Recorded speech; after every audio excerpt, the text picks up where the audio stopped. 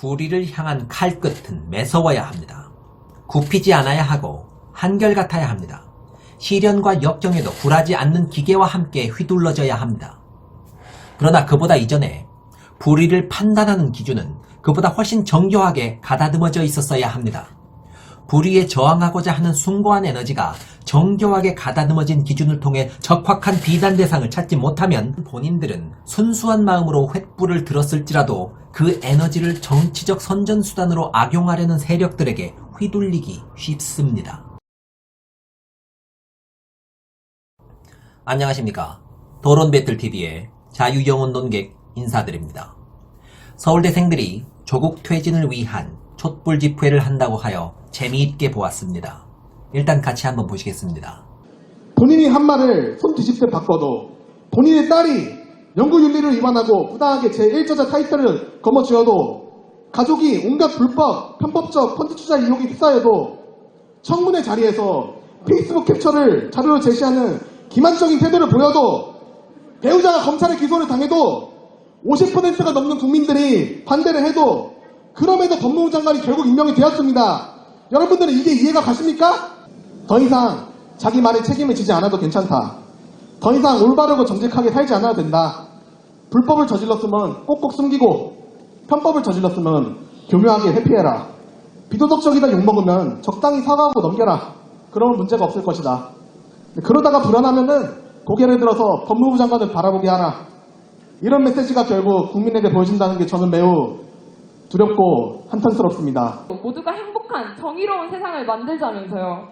하지만 결국 당신의 자녀들은 2주 만에 의학 논문을 써내고 근무를 나가지 않아도 인턴십을 수료할 수 있는 용들이 돼버렸나 봅니다. 장학금 지급 기준을 성적 중심에서 경제 상태의 중심으로 옮겨야 한다고 말씀하셨지만 결국 당신의 자녀는 수혜 사유가 성적인지도 경제 상태인지도 모르면서 장학금을 받아야만 했나 봅니다. 부모가 조국 교수였기에 가능했던 여러 편법과 반칙들, 그리고 어쩌면 불법으로 드러날 수도 있는 일들에 대해 책임지라고 요구할 수 있는, 그리고 본인이 진보 지식인으로서 이야기했던 사회 정의와 공정, 원칙들을 스스로 위반한 채 자신의 부하 권력을 대물림하기 위해 최선을 다하는 법학자의 자가당착을 이야기하며 자격이 우리들에게 정녕 있을 수 없다고 이야기할 수 있습니까? 법무장관 자격 없다! 지금 당장 사퇴하라! 법무장관 자격 없다! 지금 당장 사퇴하라! 조국 장관의 빼박으로 드러나버린 비리가 있기라도 한 양 실망했다고 연발하고 계시는 모습을 쉽게 확인할 수 있습니다. 그러나 첫 집회가 있을 당시엔 적어도 의혹이 제기되는 국면에 있었을 따름이지 의혹을 사실로 볼 만한 그 어떤 증거도 없었던 게 사실이죠. 현재까지도 그렇고요. 드러난 비리는 없지만 그 과정이 본인들에게 박탈감을 줬다는 식인 건데 그것도 말이 안 되는 것이 본인들 역시 사실상 수시제도 같은 스펙 쌓기 위주의 제도로 입학한 입장인지라 따지고 보면 조민희 고려대 같은 루트나 별다른 차이가 없는 것이거든요. 본인들도 유사한 루트로 명문 서울대에 입학한 상황에서 하기에 적절한 얘기는 아니죠. 똑같은 수시제도로 입학했다 해도 본인들과 조민희는 다르다? 조민희는 특권으로 저런 스펙을 쌓았지만 우리는 그런 특권이 없는 상황에서 스펙을 쌓았으므로 우리가 들어온 수시 전형은 문제가 없고 조민희 들어온 수시 전형은 문제가 많다 라고 주장할지도 모르겠습니다.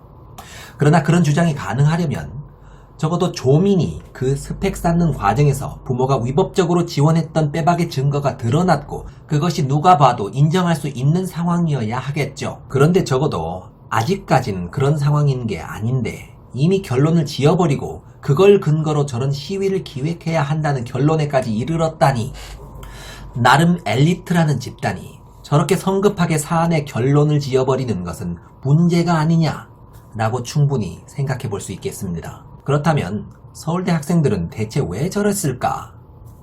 그런 의문을 가져볼 수 있겠죠. 제가 서울대 출신이어서 좀 알아요. 솔직히 서울대 애들은 항상 그래왔어요. 대단한 판단력과 통찰력이 있어서 다른 학생들이 생각하지 못할 부분을 생각하거나 그런 거 없어요. 그냥 학생인데 그냥 나서기 좋아할 뿐이에요. 결론을 심사숙고하여 내리고 신중하게 발언하고 하는 식이 아니라 일단 분위기가 일어난다 싶으면 앞뒤 정황과 고려해볼 것들을 신중하게 따지기보다는 무조건 기득권을 어떻게든 비판하고 보는 패턴. 서울대생들한테 언제나 있어 왔다고 저는 보고 있습니다. 뭐 특별한 게 아닙니다. 뭐 특별히 일배화된 서울대생이 최근에 등장했다거나 뭐 기득권층 자식들이 서울대에 많이 들어가서 서울대 자체가 우경화되었다거나 뭐 한 게 아니라 과거에나 지금에나 늘상 있어왔던 대학생 특유의 딴지 본능이 서울대 특유의 엘리트주의와 결합하여 강한 목소리로 터져나오는 뭐 그 정도로 저는 보고 있습니다. 서울대 학생들은 저희 때도 그랬고 선배들 때도 그랬고 그냥 지금도 그러고 있는 겁니다. 저 같은 경우는 뭐 김대중 대통령 시절에 서울대학교에서 예과를 보냈었는데 저희 과는 예과 2년, 본과 4년으로 구성되어 있고 예과 2년 동안은 관악 캠퍼스에서 본과 4년은 서울대병원이 있는 연건 캠퍼스에서 보내는 식입니다. 관악 캠퍼스가 흔히 말하는 서울대라고 보시면 되겠습니다. 하여튼 제가 예과 시절을 보냈던 김대중 집권기 당시에 그때 관악 캠퍼스 학생회관 앞에 걸려있던 현수막이 기억납니다. 김대중 대통령의 노벨상 수상은 딱 거기까지 적혀져 있고 그 뒷말을 생략. 국가적 정사를 두고 차마 욕은 할 수 없어서 나름 반대의 의미를 담아 은근하게 전달했던 그 현수막. 저는 그 당시엔 도저히 그 온도차를 이해할 수가 없었습니다.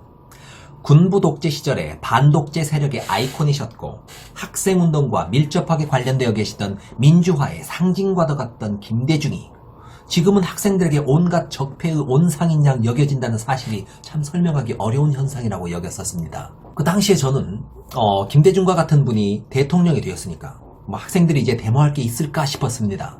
선대 운동권 세대들이 그토록 추앙하던 인물이 드디어 대통령까지 올라버린 상황. 목표 달성이로구나 하고 학생 데모가 명맥이 끊기지 않을까 생각했었습니다. 그런데 웬걸? 김대중을 대상으로도 학생들의 반정부 시위는 여전히 계속되었었습니다. 예전처럼 화염병 들고 불 지르고 돌 던져서 부수고 하는 식의 폭력적 시위는 사실상 사라졌지만 규탄 시위나 규탄 성명 형태로 바뀐 진화된 시위는 여전히 이어졌죠. 그렇다면 그렇게 바라던 진보 정부가 역사상 최초로 집권했는데 진보를 부르짖던 대학생들은 이제 뭘로 시위를 할 것인가? 시위거리들은 넘쳐납니다. 당시 김대중 정부는 IMF의 권고한 대로 기업의 구조조정을 실시하던 때였죠. 그 과정에서 노동자들이 대량 해고된다든지 부실 기업들은 바로 정리해서 퇴출시켜버린다든지 하는 등의 가혹한 신자유주의적 체질 개선이 일어났었죠. 건건으로 보면 당연히 비판할 만하죠. 그런데 사실상 따지고 보면 그러한 구조조정은 피할 수가 있었던 건가요? 구조조정의 총사령부가 사실상 김대중 정부라기보단 IMF였다는 점을 고려하자면 김대중 정부 하에서의 구조조정에 따른 문제 지적은 마냥 욕하기에는 생각해볼 것들이 많았습니다. 그 상황에서의 구조조정은 당장 심폐소생술을 하지 않으면 전체가 죽게 생긴 상황에서 감행된 피눈물 나는 결정이었던 것이 사실이죠. 대기업의 재정 건전성이 극도로 떨어져서 부실이 커졌던 게 당시 경제난의 주된 원인이었는데 그 부분을 정부가 나몰라라 할 수도 없는 일이었죠. 진보를 저버린 변절자니 뭐니 성급하게 낙인 찍어버리고 심하게 폄하하고 있는 그 모습 굉장히 성급하다는 생각이 들었습니다. 그리 어렵게 이해해야 될 내용도 아닙니다. 서울대생 정도면은 그 당시에 정부 결정이 어떤 심사숙고를 거쳐서 나오게 되었던 것인지 사실상 쉽게 알 수 있을 상황이었을 겁니다. 그런데도 일단 학내의 분위기는 김대중이 무분별한 구조조정으로 서민 경제 파탄낸다 라는 식이었습니다. 차분히 한 번만 더 생각해보면 다른 대안이 과연 있었는가 라는 부분을 고려해볼 수도 있었을 텐데 일단 그딴 거 없었어요. 무작정 정부 하는 일은 일단 까고보자 라는 공식이 성립되어 있던 상황. 김대중이 서민 대중을 내팽겨쳐버리고 신자유주의적 폐악질을 일삼고 있다는 논리로 정부를 까더군요. 김대중이 알고 보니까 수구 우파 신자유주의자였다. 진보 세력에서 꿀 빨아먹고 보수 정치 펼치는 놈이라면서 가루가 되게 까더군요. 그리고 옆 친구들이 다들 그렇게 한 목소리를 내니까 그렇게 말하는 것이 정의롭고 학생다운 것이라는 인식의 공감대가 강하게 생겼었고요. 그래서 당시 20대이던 저는 서울대 학생들은 너무나도 진보적이어서 그렇구나 라고 생각했었습니다. 왜 김대중에게 좀 더 진보 쪽에 서 있지 않느냐면서 신자유주의적 보수 드라이브를 거느냐라면서 원망하고 있는 꼴이잖아요. 당시 저는 서울대 학생들이 운동권의 전통을 물려받아서 극진보적인 스탠스에 있기 때문에 생겼던 일이라고 생각했었습니다. 뭐 군부 우파들에게 당해왔던 세월이 얼마나 컸으면, 얼마나 서러웠으면 완전히 극좌화된 시각으로 세상에 김대중이 우경화되었다는 이유로 까고 있을까 라는 생각이 들어서 안쓰럽게 보았습니다. 뭐 저는 운동권은 아니었거든요. 그래서 운동권 한답시고 이쪽 저쪽 총학에서 막 한 소리 내고 있는 친구들, 그런 친구들은 너무너무 극좌해서 저렇게 병이 들었구나, 이렇게 당시로서는 볼 수밖에 없었습니다. 세상에 김대중이 너무나 오른쪽에 있대요. 말이 됩니까? 그런데 지금 와서 생각해보니까 그 당시 대학생들이 지나치게 진보적이어서 김대중 정부를 비판했던 것 같지는 않습니다. 그냥 정부를 까는 것은 그냥 학생 집단 특유의 특성이라는 생각을 요즘은 합니다. 그리고 서울대 특유의 자법까지 더해져가지고 그 학생 집단 특유의 까는 성질, 남들에게 막 자신있게 외치고 다니는 거예요. 자, 애초 가설대로 서울대생이 매우 진보적이고 좌파 성향이 강해서 김대중 정부를 오른쪽에 있다고 비판했던 거라면 훨씬 더 급진적인 노무현 정부가 들어섰을 때 대학생들이 마구 환영했어야 하지 않겠습니까? 아닙니다. 그때도 깔 것들을 찾아서 어떻게든 찾아내서 마구 정부 정책에 반대했었습니다. 진보를 배신한 노무현이라는 유사한 타이틀로 역시나 가루가 되도록 깠었죠. 뭐 진보 대통령이라고 해도 국가의 수장에 오르게 되면 전체를 아우르는 결정을 하게 될 수밖에 없는데, 그 지점이 대학생 레이더에 걸리기만 하면 무조건 비판의 빌미가 되었습니다. 진보를 배신한 대통령, 민중을 배신한 대통령. 자, 그러면은 완전 성향이 다른 이명박이 집권했어요. 이명박 시절에는 어떠했을까요? 사실 저는 이명박 시절에는 이미 제 개인 병원을 운영하고 있었을 때라서 학교 내 분위기는 잘 모릅니다. 그런데 대충 뻔하죠. 그렇게 김대중 노무현 욕하다가 반대 성향의 이명박이 집권했으니까 쌍수 들고 막 환영했을까요? 결코 아니라고 봅니다. 4대강 하나만으로도 대학생들이 연락에 씹어대는 상황이 그냥 눈에 선합니다. 그렇다고 박근혜 정부는요, 말할 것도 없죠. 전 국민이 알아서 촛불 들고 탄핵을 부르짖었는데 대학생들이 또 빠졌을 리가 없겠죠. 이렇듯 대학생들은 진보든 보수든 간에 일단 정부가 하는 일은 까고 본다 라는 기조를 줄기차게 이어왔습니다. 쭉 이어져 왔어요. 보수 정부는 보수 정부대로, 진보 정부는 진보 정부대로 욕할 빌미는 찾아보면 어떻게든 찾아지게 되어 있어요. 학생들 입장으로서는 기성세대와 다른 목소리를 내며 강한 존재감을 어필하는 것이 학생다운 일이며 일종의 사명이다 라고 생각하고 있는 것 같습니다. 생각이 이에 미치자 최근에 있었던 서울대 학생들의 조국 반대 촛불 시위가 한 궤로 묶이면서 저 행동의 본질이 과연 무엇이었는지 나름 입장이 서게 되었습니다. 혹자들은 20대가 지나치게 보수화되어서 생긴 결과라는 식의 해석을 하는 경우도 있던데 저는 그렇게 생각하지는 않습니다. 학생들은 그냥 늘상 해오던 패턴의 연장선상에서 자기 목소리를 그냥 내고 있는 겁니다.